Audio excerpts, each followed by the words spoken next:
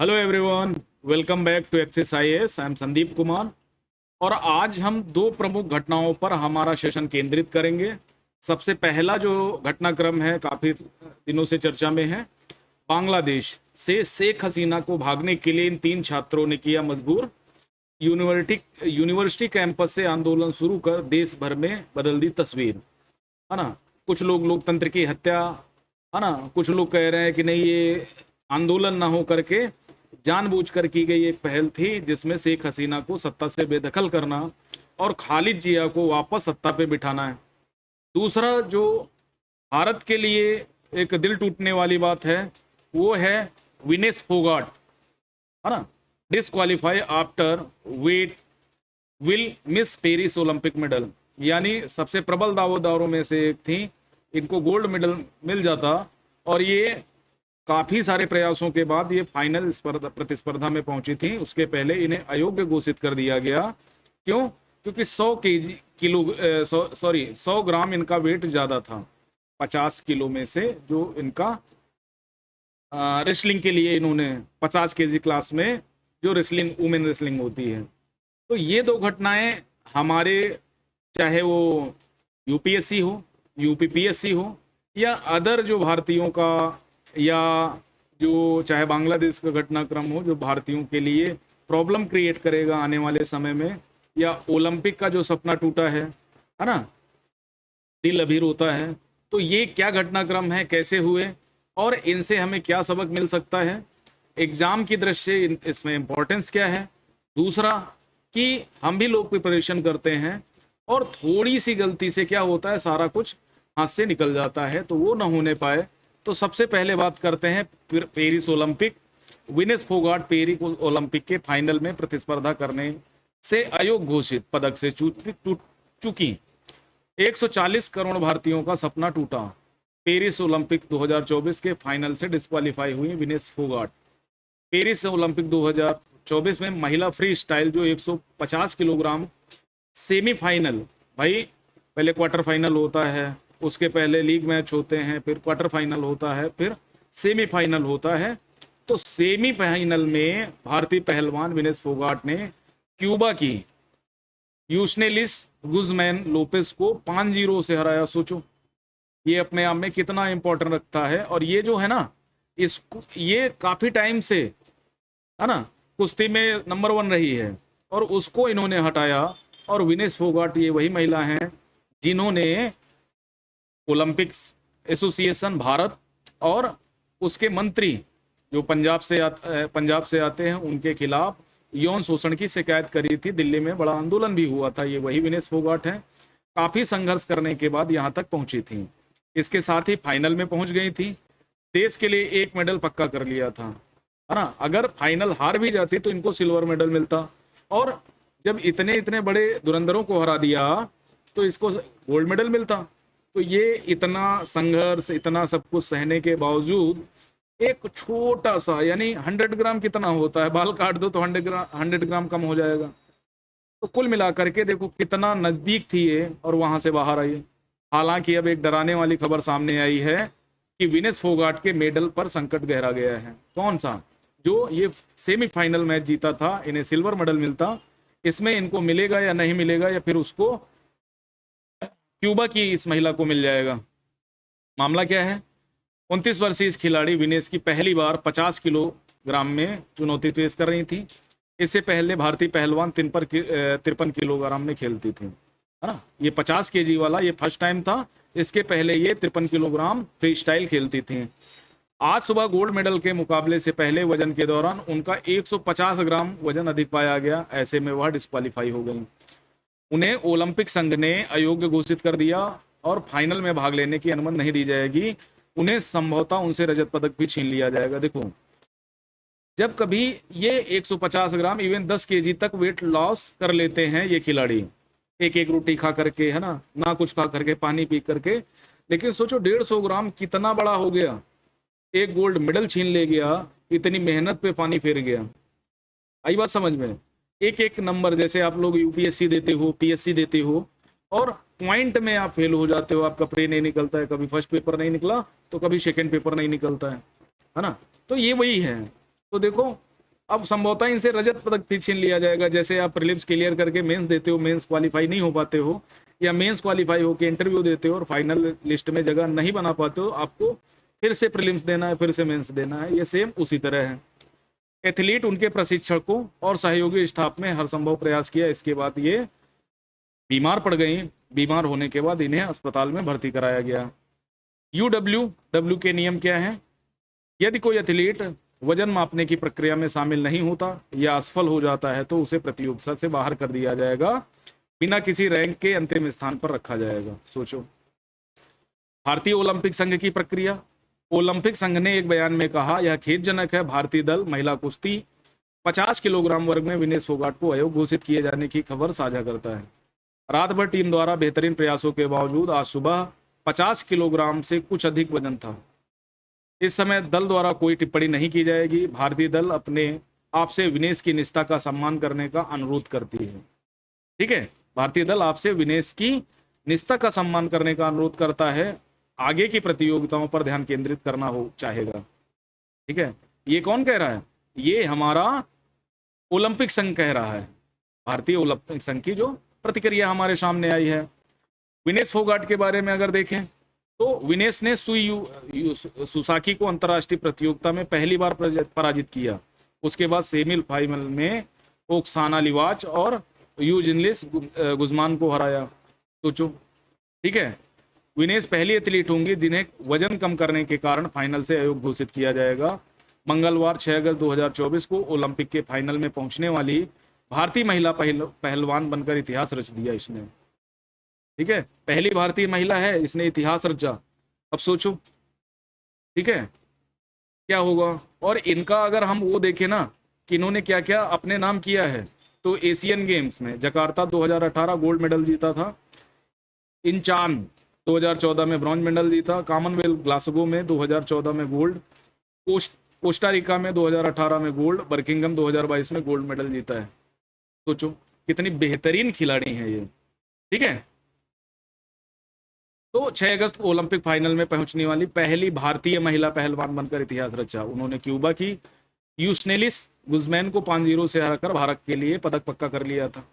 संयोगवश विनेश और साक्षी दोनों ही भारतीय कुश्ती महासंघ के पूर्व शीर्ष अधिकारियों द्वारा कथित यौन उत्पीड़न के खिलाफ पहलवानों के विरोध का प्रमुख चेहरा रही हैं। अभी कुछ दिन पहले 2023 में ये सारा घटनाक्रम हुआ है। इनके यौन शोषण के खिलाफ आवाज उठाई और इनको कई जेल में पुलिस द्वारा इनसे बदसलूकी की गई और तरह तरह के इनको ताने मारे गए। बाद में वो ब्रजभूषण जो है भाजपा के सांसद, उन्होंने उसको नहीं माना, कोर्ट ने भी इनको कुछ साबित नहीं कर पाई। ठीक है, क्यों विनेश को अपना भार वर्ग बदलना पड़ा? आमतौर पर 53 किलोग्राम वर्ग में प्रतिस्पर्धा करने वाले विनेश को अपना भार वर्ग बदलना पड़ा ताकि वह ओलंपिक की बस से चूक न जाए। यानी उन्हें इस बार जीतना ही था। अप्रैल में भारत के लिए 50 केजी का कोटा जीतने के बाद विनेश ने पीटीआई से कहा था कि मुझे अपना वजन बेहतर तरीके से मैनेज करना होगा। मैंने इतने लंबे समय के बाद खुद को 50 किलो तक कम किया है, इसलिए मैं जितना संभव हो सके उतना बनाए रखने की कोशिश करूंगी। मेरे लिए वजन न बढ़ना आसान नहीं है, बढ़ाना आसान नहीं, क्योंकि मेरी मांसपेशियों का द्रव्यमान बहुत अधिक है। अब सोचो, इतना सब कुछ करने के बावजूद उस बेचारी को बाहर हो जाना पड़ा। विनेश को पहले रियो ओलंपिक और टोक्यो खेलों में हार का सामना करना पड़ा था, जहां पदक की प्रबल दावेदार होने के बावजूद वह काफी पहले ही बाहर हो गई थी। ओके, तो दुख की घड़ी में भारतीय पहलवान को मिला मोदी जी का साथ। मोदी जी ने ट्वीट किया, आप चैंपियन हैं, आप चैंपियंस के चैंपियन हैं, आप भारत का गौरव हैं, प्रत्येक भारतीय के लिए प्रेरणा है। आज का झटका दुख देता है, काश शब्द उस निराशा की भावना को व्यक्त कर पाते जो मैं अनुभव कर रहा हूँ। साथ ही मैं जानता हूँ कि आप लचीलेपन का प्रतीक हैं। चुनौतियों से डटकर मुकाबला करना हमेशा आपका स्वभाव रहा है। मजबूत होकर वापस आओ और हम सब आपके पक्ष में हैं। ये कौन कह रहा है? पीएम मोदी जी कह रहे हैं इनके खिलाफ। ठीक है, और सोचो इतना नजदीक पहुंचने के बाद 100 ग्राम कितना होता है, और इस महिला पहलवान को जो भारत का नाम रोशन कर रहे थे पहली बार इसमें पहुंची, और फिर ओलंपिक में पता नहीं 4 साल बाद पहुंचे ना पहुंचे। ठीक है, 4 साल इंतजार करना पड़ेगा। आप लोगों को तो 1-1.5 साल इंतजार करना पड़ता है दोबारा प्रीलिम्स बैठने के लिए। तो कुल मिलाकर के ये पूरा घटनाक्रम है। ओलंपिक खेल का इतिहास अगर हम जाने तो हर 4 साल में आयोजित किया जाता है। समय इस समयावधि को क्या ओलंपियाड कहते हैं। ओलंपिक खेलों की देखरेख अंतर्राष्ट्रीय ओलंपिक समिति करती है। पहली बार साल 1896 में ग्रीस की राजधानी एथेंस में आयोजित किया गया था। तब से यह खेल हर 4 साल में आयोजित किया जाता है। लेकिन प्रथम विश्व युद्ध और सेकेंड विश्व युद्ध 1918 से 24 और 1914 से 18 और 39 से 44 में 1916, 1940, 44 में आयोजित नहीं हो सका था। ओलंपिक खेलों के जन्मदाता पियरे डी कुबार्टिन हैं। उन्होंने अंतर्राष्ट्रीय ओलंपिक समिति की स्थापना 23 जून 1894 को की थी। अंतर्राष्ट्रीय ओलंपिक समिति का मुख्यालय स्विट्जरलैंड के लॉजेन में स्थित है ना। आईओसी की प्रथम अध्यक्ष जो थी देमेत्रिस विकेलस थे। ओलंपिक झंडे में 5 रिंग होते हैं, नीले, डार्क पीले, काले, हरे और लाल रंग के होते हैं। ये बहुत बार एग्जाम में पूछा जाता है। इसे 1913 में पियरे डी कुबार्टिन ने डिजाइन किया था। ओलंपिक ध्वज में बने 5 रिंग 5 महाद्वीप अफ्रीका, अमेरिका, एशिया, यूरोप और ओशिनिया के आपस में जुड़े रहने का प्रतिनिधित्व करते हैं। उसके बाद क्या हुआ, इतनी बुरी खबर सुनने के बाद विनेश फोगाट की तबीयत बिगड़ गई, बिगड़नी ही थी। इतना मेहनत करने के बावजूद, इतना सब कुछ करने के बावजूद एक 100 ग्राम की वजह से उसको बाहर होना पड़ा। काफ़ी सारे इसमें कयास लगाए जा रहे हैं, नहीं ओलंपिक संघ ने जानबूझकर ऐसा किया या मोदी जी पर लांछन लगाए जा रहे हैं। तो देखो ये आम बात है ओलंपिक खेलों में, लेकिन इस तरह का जो घटनाक्रम हुआ, मौका देना चाहिए था, है ना। आधे 1 घंटे का मौका देना चाहिए था। ये 100 ग्राम बहुत ज़्यादा नहीं है, कुछ भी करके इसको घटाया जा सकता था, है ना। और उसके बाद तबीयत बिगड़ी, डिस्क्वालीफाई होने के बाद अस्पताल में हुई एडमिट। हेल्थ पर आया अपडेट कर दिया गया कि नहीं भाई, कंसिस्टेंसी ब्रेक हुई, है ना। इतना प्रेशर आया उसके माइंड में, शरीर में पानी की कमी के चलते अस्पताल में एडमिट करना पड़ा, है ना। दूसरा, डिस्क्वालीफाई होने के बाद, जैसे आप फेल होने के बाद आपके दिमाग में इतना ज़्यादा बर्डन रहता है, इतना ज़्यादा स्ट्रेस होता है, तो वही इसके भी हुआ होगा। ठीक है, 4 साल में इसको मौका मिला था और ये अपने आप को साबित करने के लिए, एक तो इसके साथ यौन शोषण के चीज़ें हुई, है ना, तो ये अपने आप को साबित करना चाहती थी और दिखाना चाहती थी। और जब आप ये सब ठान लेते हैं और आपके साथ ये घटनाक्रम हो जाता है तो ये बड़े दुख की बात है। ओके, दूसरी खबर देख लेते हैं। उसके बाद हम क्या करेंगे, इन दोनों का एनालिसिस करेंगे और ये समझने का प्रयास करेंगे कि इन सिचुएशन में हमें क्या करना चाहिए। तो ये पहली खबर हो जाती है हमारी विनेश फोगाट की, भारतीय महिला एथलीट की। 50 किलोग्राम के ये उसमें इनको डिस्क्वालिफिकेशन का सामना करना पड़ा। 100 ग्राम इनका वजन अधिक था। पहले ये 53 केजी में फ्री स्टाइल कुश्ती करती थी। पहली बार था जब 50 केजी में इन्होंने कुश्ती करना आरंभ किया। उसके बाद सेकेंड जो हमारा टॉपिक है शेख हसीना वाला, उसको देखते हैं हम। यह खबर हमारे लिए अंतर्राष्ट्रीय संबंधों के लिहाज से, है ना, पॉलिटी, इंटरनल अंतर्राष्ट्रीय जो हमारे संबंध हैं, इंटरनल सिक्योरिटी और एक्सटर्नल सिक्योरिटी के लिहाज से काफ़ी इंपॉर्टेंट है। खासकर पेपर 2nd और 3rd पेपर के लिहाज से हम इसको पढ़ने का, समझने का प्रयास करेंगे। खबर क्या कहती है कि बांग्लादेश गवर्नमेंट क्राइसिस, बांग्लादेश से शेख हसीना को भगाने के लिए इन 3 छात्रों ने किया मजबूर। यूनिवर्सिटी कैंपस से आंदोलन शुरू कर देश भर की बदल दी तस्वीर। आरक्षण आंदोलन से शुरू हुए प्रोटेस्ट से बांग्लादेश में शेख हसीना की सरकार गिरा दी गई। हसीना को इस्तीफा देकर ढाका छोड़ना पड़ा। हसीना के बारे में अगर देखें तो सबसे पहले कुछ बिंदुओं पर बात कर लेते हैं शेख हसीना के बारे में। ये वो महिला है जिनके पिता बांग्लादेश को मुक्त कराने में मुक्ति वाहिनी और भारत की सेना के साथ मिलकर के स्वतंत्रता आंदोलन किया था पूर्व पश्चिमी पाकिस्तान के खिलाफ। ओके, 1971 में बांग्लादेश बनता है। बांग्लादेश बनने के पश्चात चीज़ें बदलती हैं, लोकतंत्र आता है और संप्रभुता, अखंडता, धर्मनिरपेक्षता, लोकतंत्र और संसदीय परंपरा को अपनाने की बात मुजीबुर रहमान जी करते हैं। लेकिन ये ज़्यादा लंबा नहीं टिक पाता है। 1975 का दौर आता है जहाँ पर मुजीबुर रहमान, उनके पूरे परिवार की सैन्य तख्तापलट के माध्यम से हत्या कर दी जाती है, प्रधानमंत्री आवास में घुसकर। और एकमात्र इनके परिवार की जो सदस्य बनती हैं वो शेख हसीना थी, है ना। वो चूंकि उस समय भारत में रह रही थी इसलिए वो बच जाती हैं। वर्तमान का जो घटनाक्रम है ना, वो लगभग लगभग वही रिपीटेशन है जो पहले कभी हुआ था 1971 से 75 के बीच में। शेख हसीना 1981 में बांग्लादेश पहुंचती हैं और अपने पिता द्वारा स्थापित आवामी लीग का प्रतिनिधित्व करती हैं। और दूसरी इनकी अपोनेंट जो पार्टी की प्रमुख होती हैं वो खालिद जिया होती हैं। खालिद जिया को हराकर 1996 में पहली बार ये प्रधानमंत्री बनती हैं, 1996 से 2001 तक। ठीक है, तो लगभग अगर इनका पूरा कार्यकाल देखें, ठीक है, 1981 से लेकर के 2024 के 20 तक, तो ये 5 बार लगभग प्रधानमंत्री रह चुकी हैं। 15 वर्ष इनका लगभग इन्होंने प्रधानमंत्री के पद पर बिताए हैं। और इन्हें एक समय पर बांग्लादेश में आयरन लेडी के नाम से जाना जाता था। ठीक है, क्योंकि इन्होंने बांग्लादेश के लिए बहुत सारे काम किए हैं, भारत के साथ इनके अच्छे संबंध थे और इन्हीं संबंधों के बदौलत भारत द्वारा बांग्लादेश में कई डेवलपमेंट प्रोजेक्ट चलाए गए। ओके, बांग्लादेश शरणार्थियों की समस्या को हल करने से करने के लिए इनसे काफी बार बात की गई। भूमि विवाद को 2014 में भाजपा सरकार आते ही भूमि विवाद को बांग्लादेश के साथ हल करने का काम किया।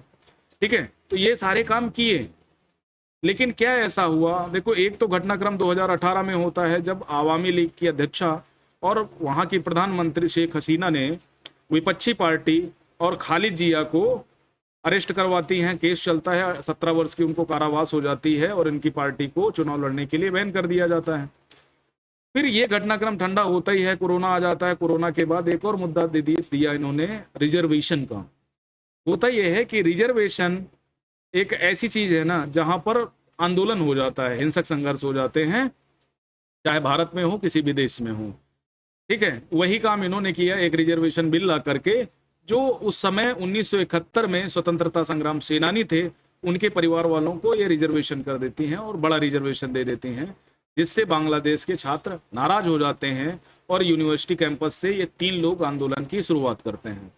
तो अब समझते हैं कहानी फिगर्स के माध्यम से। तो हाल ही में बांग्लादेश में आरक्षण को लेकर शुरू हुए प्रोटेस्ट के चलते बांग्लादेश की प्रधानमंत्री शेख हसीना को अपने पद से इस्तीफा देने के लिए मजबूर होना पड़ा। बांग्लादेश में व्यापक विरोध की वजह से प्रधानमंत्री शेख हसीना को अपना देश छोड़कर भारत में राजनीतिक शरण लेनी पड़ी और ये 6 अगस्त को भारत आई शाम को। अगर ये 40-45 मिनट और बांग्लादेश में रुक जाती तो शायद मुजीबुर रहमान उनके परिवार की तरह इनकी भी हत्या कर जाती। पूरे मूड में थे छात्र। शेख हसीना के विरुद्ध इतना बड़ा जन आंदोलन खड़ा करने वालों में 3 छात्रों की अहम भूमिका, नाहिद इस्लाम, आसिफ महमूद, अबू बकर मजूमदार। ठीक है, ये 3 प्रमुख आंदोलनकारी नेता हैं। क्या हुआ? नाहिद इस्लाम इस छात्र आंदोलन के प्रमुख नेता रहे हैं। ढाका यूनिवर्सिटी का स्टूडेंट है ये। पुलिस पर आरोप लगाया था कि पुलिस ने कई बार उसे बिना किसी वजह से गिरफ्तार कर प्रताड़ित किया है। 4 अगस्त को इसने प्रधानमंत्री शेख हसीना के लिए संदेश दिया था, आज हमने लाठी उठाई है, अगर लाठी काम नहीं आई तो हम हथियार उठाने के लिए भी तैयार हैं। ये वही बांग्लादेश है जो शांति की बात करता है। ठीक है, पीएम शेख हसीना देश को गृह युद्ध में धकेलना चाहती हैं। अब उनको तय करना है कि वे प्रधानमंत्री पद से हटेंगे या पद पर बनी रहने के लिए रक्तपात का सहारा लेंगे। ठीक है, पूरी घटनाक्रम देख लेते हैं, उसके बाद आगे बढ़ते हैं। आसिफ महमूद ढाका यूनिवर्सिटी का छात्र है। जून 2024 में आरक्षण के विरुद्ध शुरू हुए देशव्यापी आंदोलन का हिस्सा बनाए। आसिफ महमूद को आंदोलन में शामिल होने, उनकी सुरक्षा को सुनिश्चित करने के लिए पुलिस द्वारा हिरासत में ले लिया गया था। रिपोर्ट्स के अनुसार पुलिस ने आसिफ महमूद से मारपीट कर आंदोलन वापस लेने का जबरन वीडियो बनवाया था। 3 अगस्त 2024 को आसिफ महमूद ने फेसबुक पर पोस्ट करते हुए छात्रों को नजदीकी प्रदर्शनों में शामिल होने की अपील की थी। मीडिया से आसिफ महमूद ने कहा, देश में मार्शल लॉ को स्वीकार नहीं करेंगे। अबू बकर मजूमदार जो तीसरा छात्र है, ढाका यूनिवर्सिटी का ये भी छात्र है, सिविल राइट्स और ह्यूमन राइट्स के लिए काम करता है। 5 जून 2024 को न्यायालय के आरक्षण पर दिए गए फैसले के बाद अबू बकर मजूमदार ने स्टूडेंट अगेंस्ट डिस्क्रिमिनेशन मूवमेंट की शुरुआत करी।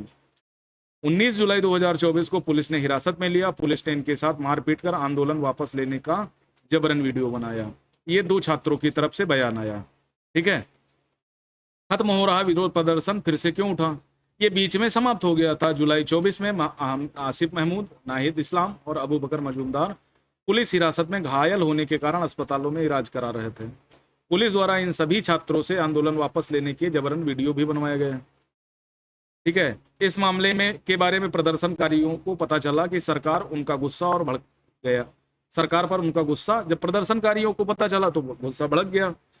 है ना। लोगों की भीड़ सड़कों पर सरकार का विरोध करने आ गई। 5 अगस्त को प्रदर्शनकारियों ने संसद भवन, प्रधानमंत्री कार्यालय पर कब्जा कर लिया। ठीक है, ये घटनाक्रम है पूरा। ओके, तो अब हमारे लिए क्या क्या चीजें हो सकती हैं, ये घटनाक्रम हमने देख लिया। शेख हसीना को जो 3 छात्रों ने बेदखल किया उसको देख लिया। हमने विनेश फोगाट की न्यूज देख ली। दोनों के रिलेवेंस क्या हैं? एक तो ओलंपिक संघ के ओलंपिक में जो प्रीलिम्स में क्वेश्चन पूछे जाते हैं वो हमारे लिए काफी इंपॉर्टेंट हैं। ठीक है, प्रीलिम्स में काफी सारे ओलंपिक से क्वेश्चन पूछे जाते हैं, चाहे वो स्टेट पीसीएस हो या यूपीएससी हो या फिर कभी कभी एनडीए सीडीएस वगैरह में चीजें पूछ ली जाती हैं। तो आप लोगों को क्या करना है, इन दोनों न्यूज़ों को समझना है, इनके विभिन्न आयामों को समझना है और ये समझने का प्रयास करना है इनको कैसे हम ठीक कर सकते हैं और कैसे इनको समझ सकते हैं। इसके जो मेन पॉइंट हैं उनको समझना है। बांग्लादेश की न्यूज के बारे में देखो, आंदोलन ठीक था, जन संघर्ष आंदोलन लोकतंत्र को जीवंत बनाए रखने के लिए सबसे बेहतरीन प्रयासों में से एक है और भारत आंदोलनों का साक्षी रहा है। चाहे 1905 का देशी मूवमेंट हो जो बंगाल विभाजन के खिलाफ शुरू किया गया, लाड़ कर्जन की नीतियों को, है ना, ने बंगाल विभाजन किया 1905 में। और उसके बाद जो है एक देशी आंदोलन या स्वदेशी मूवमेंट स्टार्ट होता है, बंगाल के रीजन में स्टार्ट होता है। फिर गांधी जी का भारत में भारतीय राजनीति में आगमन होता है, असहयोग आंदोलन चलता है, कितना शांतिपूर्ण तरीके से चलता है, सविनय अवज्ञा, भारत छोड़ो आंदोलन। तो भारत जो है ना इस तरह के आंदोलनों का हमेशा साक्षी रहा है। 2012-13 में जो है अन्ना आंदोलन हुआ भारत में, किसान मूवमेंट हुआ और सीए एनआरसी के विरोध को लेकर के मूवमेंट हुआ। तो इस तरह के मूवमेंट भारत में आम बात है, लेकिन इतनी बड़ी घटना नहीं हुई कि प्रधानमंत्री को चुनौती दे दी जाए। इवन जेपी मूवमेंट जब हुआ था 1973-74 में, जिसके बाद इंदिरा गांधी ने 1975 में इमरजेंसी इंपोज कर दी, उस समय भी इतना विशाल आंदोलन नहीं हुआ कि इतना हिंसक प्रदर्शन हो, प्रधानमंत्री आवास को घेर लिया जाए। ठीक है भाई, सेना है, सब कुछ है, पुलिस बल है, तो इसको रोका क्यों नहीं गया? रोका जा सकता था, लेकिन चूंकि जिया खालिद जेल में थी और इन प्रदर्शनकारियों में से स्टूडेंट आंदोलन तो शांत हो गया, लेकिन प्रदर्शनकारियों ने जिया खालिद को छुड़ाने का मन बना लिया था। और जिया खालिद ये वही हैं जो विपक्षी पार्टी में थी, जो करप्शन के चार्जेज में, अन्य किसी चार्जेज में बांग्लादेश की जेलों में सड़ रही थी। अब बांग्लादेश के प्रदर्शनकारियों ने सिर्फ आंदोलन ही नहीं किया, खूनी संघर्ष खेला। ठीक है, वहां के जो अल्पसंख्यक हैं, हिंदू, सिख, पारसी, ईसाई, बौद्ध वगैरह, उनकी हत्याएं करने का प्रयास किया। लाखों लोगों के घर बार लूट लिए, आग लगा दी गई। तो ये सिर्फ प्रदर्शन इतना भर नहीं था कि सरकार को गिराना था, ये पूरा प्रदर्शन इस बात को इंगित करता है कि प्रधानमंत्री शेख हसीना की हत्या करने के लिए रचा गया सारा स्वांग था। इसमें सेना 2 भागों में बढ़ गई, एक शेख हसीना का समर्थन कर रही थी, एक इन प्रदर्शनकारियों का समर्थन कर रही थी। तो देश कोई भी हो, देखो, नीतियों का विरोध करना जायज है ना, और एक जीवंत लोकतंत्र में आंदोलन वगैरह होने चाहिए। लेकिन भाई इतना बड़ा घटनाक्रम हो गया, शेख हसीना को भारत में राजनीतिक शरण लेनी पड़ी और ये अपने आप में भारत के लिए अनूठा है। दूसरा, इस्लाम जहां जहां पर भी है, चाहे पाकिस्तान हो, अफगानिस्तान हो, म्यांमार हो या बांग्लादेश, जहां भी इस तरह के हिंसक प्रदर्शन हुए वहां लोकतंत्र की हत्या ही की गई और लोकतंत्र को फिर बहाल बड़ी मुश्किल में किया गया। ठीक है, अब भारत के लिहाज से क्या चीजें हो सकती हैं? सबसे पहली चीज, जो हमारी बाउंड्री लाइन है भारत बांग्लादेश सीमा, उस पे लाखों की संख्या में शरणार्थी आए हैं, है ना। उनके लिए भारत ने हाई अलर्ट के आदेश दिए हैं। भारतीय प्रधानमंत्री ने, है ना, कैबिनेट की मीटिंग, विपक्ष वगैरह सबको लेकर के कैबिनेट की मीटिंग करके, इवन बांग्लादेश की पश्चिम बंगाल की मुख्यमंत्री ने भी भारत सरकार का साथ दिया है और ये कहा है कि नहीं, इस मामले में भारत सरकार के हम साथ हैं। तो इस तरह के जब डिस्प्यूट होते हैं किसी दूसरे देश में, तो भारत में सभी पक्ष विपक्ष को एक साथ मिलकर के काम करना चाहिए। दूसरा, भारत में राजनीतिक शरण के क्या मायने हैं? क्योंकि भारत सबसे नजदीक था, तो वहां से निकल करके अगरतला आती हैं, अगरतला से हिंडन एयरबेस दिल्ली आती हैं, और ये इनका ब्रिटेन जाने का प्लान था, लेकिन ब्रिटेन ने राजनीतिक शरण देने के लिए मना कर दिया। अब जब राजनीतिक शरण देने के लिए मना कर दिया तो नीदरलैंड से बात चल रही है, लेकिन अभी कुछ भी कंफर्म नहीं हुआ है, तो भारत ने इनको सुरक्षित राजनीतिक शरण दी हुई है। आगे क्या होगा देखने वाली बात है। अब हम इससे क्या सीख ले सकते हैं? देखो, कुछ भी हमेशा नहीं होता, इतने सालों का कार्यकाल, इतना बेहतरीन काम, इतना संघर्ष, नतीजा देश छोड़कर भागना पड़ा। और जब अपने ही देश से भागना पड़े, क्या उस देश में ये शेख हसीना वापस जल्दी लौट पाएंगे? म्यांमार में क्या हुआ, आंग सान सूकी को देश निकाला कर दिया, देश से भाग गई और राजनीतिक शरण दूसरे देशों में ली थी। उसी तरह अफगानिस्तान में जब तख्ता पलट हुआ, ठीक है, तालिबान ने वहां पर हमला करना स्टार्ट कर दिया अमेरिकी फौजें निकलने के बाद।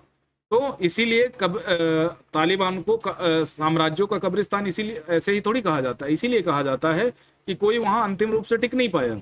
और जैसे ही अमेरिकी फौजें वहां से हटती हैं, तालिबान वहां की सत्ता पकड़ता है और हत्याओं का सिलसिला शुरू हो जाता है। ठीक है, तो इसके विभिन्न आयाम हो सकते हैं। अंतर्राष्ट्रीय दृष्टि से देखें तो भारत के संबंध बांग्लादेश से अभी तक अच्छे थे और भारत ने काफी अच्छा इन्वेस्टमेंट भी बांग्लादेश में कर रखा है ना। तो उसके क्या मायने होंगे, अपनी सुरक्षा व्यवस्था को किस नज़र से देखता है, अंतर्राष्ट्रीय जो या सीमा पार आतंकवाद है उसको भी बढ़ावा मिल सकता है। हमारे बांग्लादेश के जो अब चाइना, अगर खालिद जी आती है तो चाइना के साथ इनके संबंध ज़्यादा बेहतर बन सकते हैं, है ना। अन्य देशों के साथ, पाकिस्तान के इनके साथ संबंध बेहतर बन सकते हैं, भारत के से ये संबंध खट्टे पानी में चले जाएंगे। तो कुल मिलाकर के ये पूरा घटनाक्रम है। वर्तमान अगर सरकारों का दौर देखें तो ज़्यादातर देशों में सत्ता पलट की खबरें आती हैं। तो क्या हो सकता है आगे की राह, जैसे विनेश फोगाट ने क्या किया, हम एग्जाम की दृष्टि से क्या सीख सकते हैं। विनेश फोगाट ने इतनी ज़्यादा मेहनत करी, इतना सब कुछ किया, है ना, और 100 ग्राम से चूक गई, यानी 100 ग्राम वेट उसका कम होता तो शायद वो गोल्ड मेडल की हकदार हो जाती, नहीं तो सिल्वर मेडल तो उसे मिलता ही मिलता। अब देखो उसे मिलता है, अन्यथा नहीं।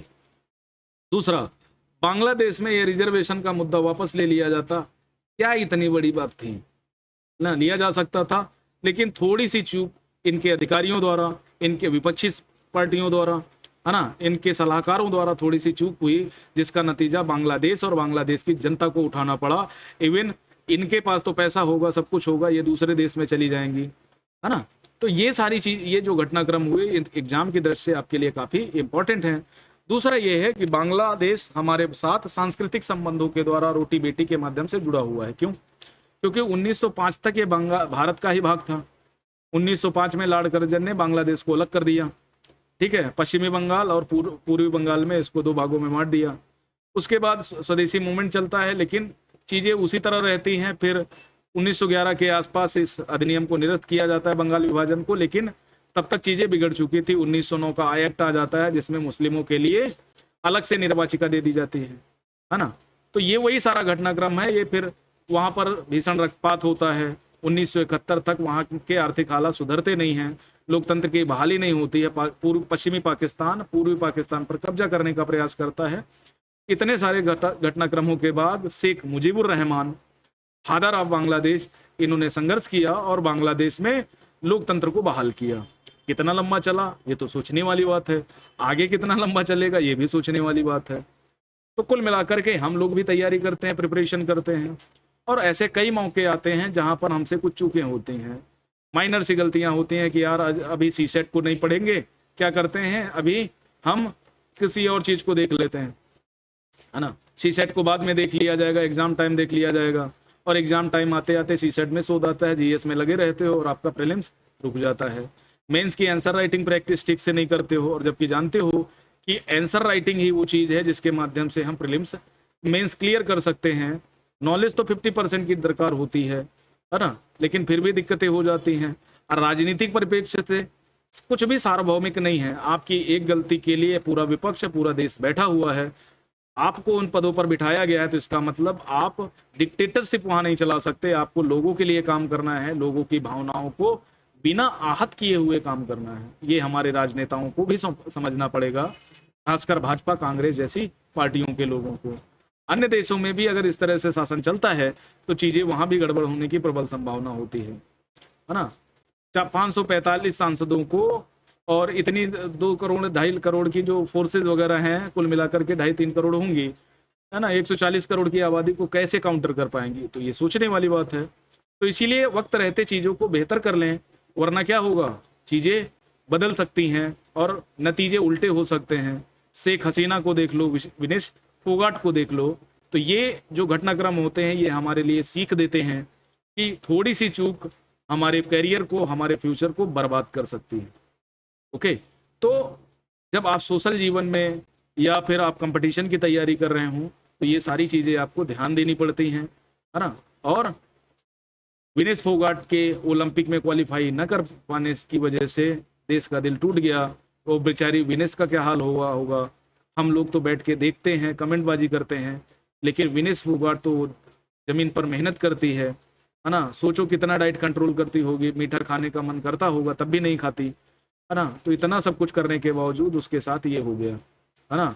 तो हमारी शुभकामनाएं आपके साथ हैं और आगे ऐसे मौके आएंगे जहां पर आप देश का नाम रोशन करेंगी। आपको परेशान होने की या बहुत ज़्यादा चिंता करने की ज़रूरत नहीं है, पूरा देश आपके साथ खड़ा हुआ है। तो आज का ये सेशन यहीं समाप्त करते हैं। थैंक यू वेरी मच, नमस्कार, धन्यवाद।